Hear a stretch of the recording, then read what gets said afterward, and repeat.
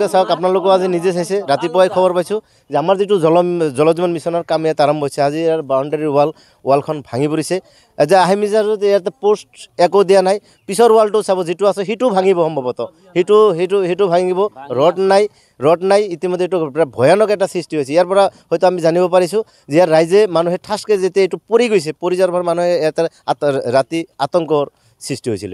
চাওক এতিয়া আপোনালোকে সামান্য এইটো যদি এইটো ৱালে যদি পৰি গৈছে, আপুনি চাওক ইমান এই টাৱাৰটো যে আছে এইটো লৈ মানে ভাবুকিৰ সৃষ্টি হৈছে। এইটো কেতিয়াবা খহি যাব পাৰে বা কেনেকৈ ধৰণে কাম কৰিছে আমি নাজানো, কিন্তু এইটো খহিব পাৰে। এইটো অঞ্চলৰ কাৰণে এটা বিৰাট এটা ক্ষতি হ'ব পাৰে বুলি মই ভাবোঁ।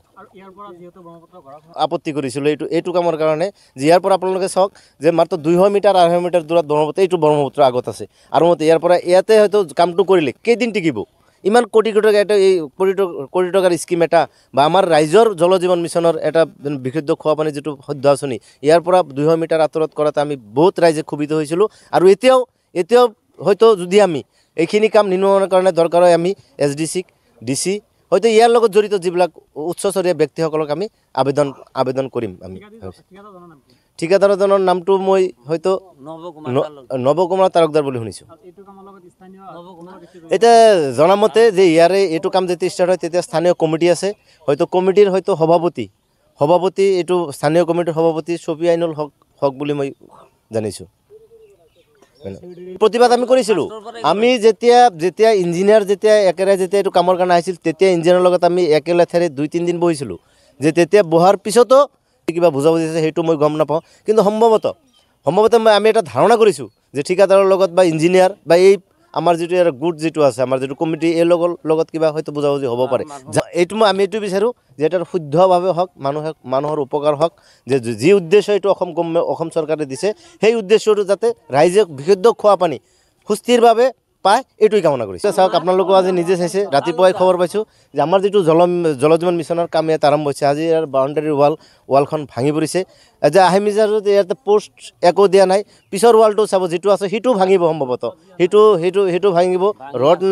ৰড নাই ইতিমধ্যে এইটো ভয়ানক এটা সৃষ্টি হৈছে। ইয়াৰ পৰা হয়তো আমি জানিব পাৰিছোঁ যে ইয়াৰ ৰাইজে মানুহে ঠাচকৈ যেতিয়া এইটো পৰি গৈছে, পৰি যোৱাৰ পৰা মানুহে এটা ৰাতি আতংকৰ সৃষ্টি হৈছিল।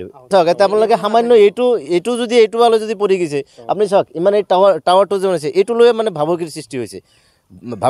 এইটো কেতিয়াবা খহি যাব পাৰে বা কেনেকৈ ধৰণে কাম কৰিছে আমি নাজানো, কিন্তু এইটো খহিব পাৰে। এইটো অঞ্চলৰ কাৰণে এটা বিৰাট এটা ক্ষতি হ'ব পাৰে বুলি মই ভাবোঁ। আপত্তি কৰিছিলোঁ এইটো কামৰ কাৰণে যে ইয়াৰ পৰা আপোনালোকে চাওক যে মাত্ৰ 200 মিটাৰ 250 মিটাৰ দূৰত ব্ৰহ্মপুত্ৰ, এইটো ব্ৰহ্মপুত্ৰ আগত আছে আৰু ইয়াৰ পৰা ইয়াতে হয়তো কামটো কৰিলে কেইদিন টিকিব।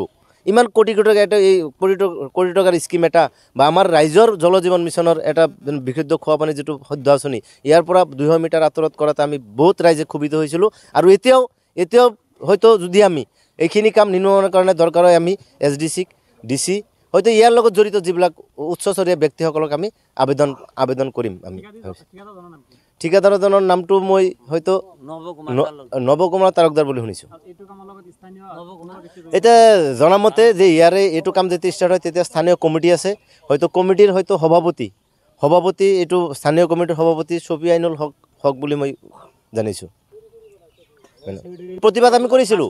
আমি যেতিয়া ইঞ্জিনিয়াৰ একেবাৰে এইটো কামৰ কাৰণে আহিছিল, তেতিয়া ইঞ্জিনিয়াৰৰ লগত আমি একেলেঠাৰে 2-3 দিন বহিছিলোঁ। যে তেতিয়া বহাৰ পিছতো কিবা বুজাবুজি আছে সেইটো মই গম নাপাওঁ, কিন্তু সম্ভৱতঃ আমি এটা ধাৰণা কৰিছোঁ যে ঠিকাদাৰৰ লগত বা ইঞ্জিনিয়াৰ বা এই আমাৰ যিটো গোট যিটো আছে, আমাৰ যিটো কমিটি, এই লগত কিবা হয়তো বুজাবুজি হ'ব পাৰে। আমি এইটো বিচাৰোঁ যে এটা শুদ্ধভাৱে হওক, মানুহৰ উপকাৰ হওক, যে যি উদ্দেশ্য এইটো অসম চৰকাৰে দিছে সেই উদ্দেশ্যটো যাতে ৰাইজে বিশুদ্ধ খোৱা পানী সুস্থিৰভাৱে পায়, এইটোৱে কামনা কৰিছে।